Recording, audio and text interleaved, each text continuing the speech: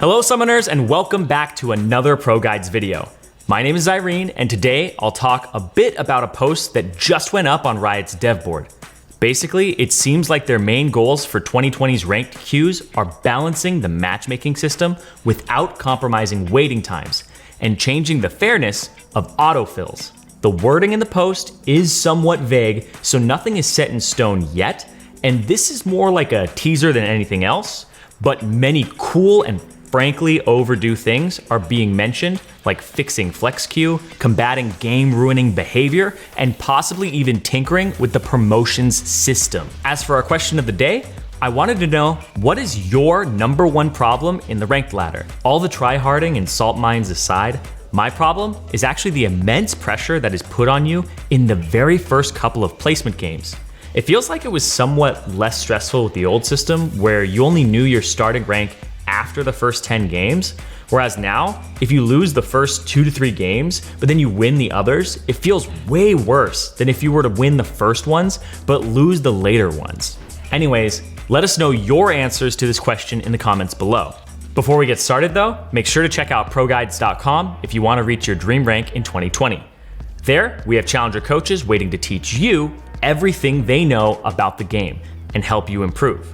With all these rank changes, it'll be well worth the visit, so click that link in the description and get started. So back to the dev board.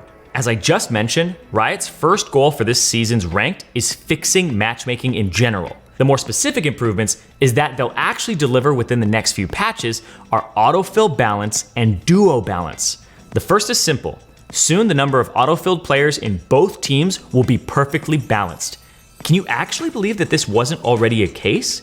It really doesn't seem fair for one team to have 1 or 2 autofills, but for the other one to have 0. As for the duo balance, it's aiming to do the same, but with premates. Since obviously having 2 pairs of coordinated players on one team, but only 1 or even 0 on the other, is a real feels bad man moment. For the other part of matchmaking, where you happen to be the autofill, there's some news here as well.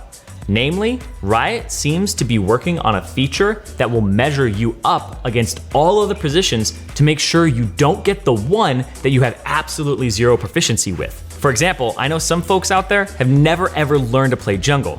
So for them to be autofilled in the jungle means they either beg the other players to swap or dodge and lose LP. If this ends up being shipped live and doesn't make the queue timers half an hour long, it'll be a really good job on Riot's side. If you're a rookie entering ranked for the first time, in the near future, this may become a more pleasant experience for you.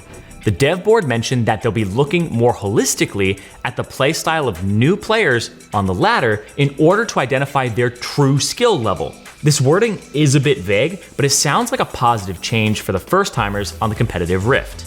In the second half of 2020, all the way to preseason, there are also a couple more things that are being looked at.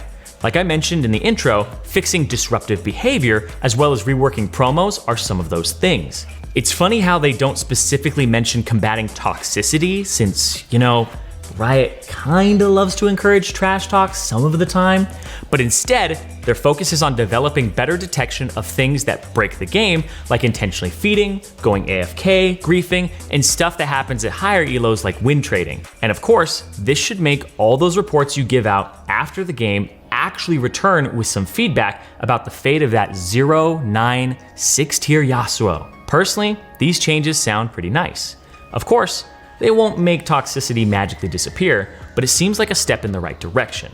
Also, they mentioned that the current promo system is being seriously examined and may receive some changes. Which changes? We don't know yet, but if the days of losing the 5th promo game for the zillionth time are finally over, then I'm down. A few other things that are being worked on are MMR transparency, as well as the flex queue. I can't be the only one who remembers the old elo system, can I? You can save your boomer jokes for the comment section, but this magical number that determines your rank has never really gone anywhere. It's just been buried so that you can't look it up easily anymore. Well, it seems like Riot wants to make the connection between that old number and the current LP and division more visible. They didn't say how yet, but it's in the works. And make sure to click that sub button and the bell to be notified of any news regarding these changes. As for Flex Queue, it looks like the restrictions around it will finally be lifted. Parties of 4 finally enabled? Got some poggers in the chat.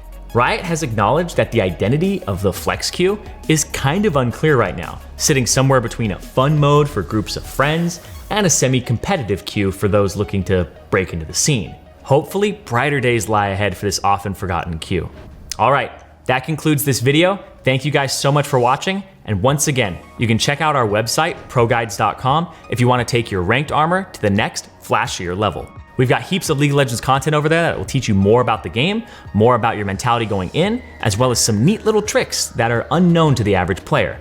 Also, stay tuned to our YouTube channel since we release League of Legends related videos every single day. Good luck on the Rift, and I'll see you guys next time.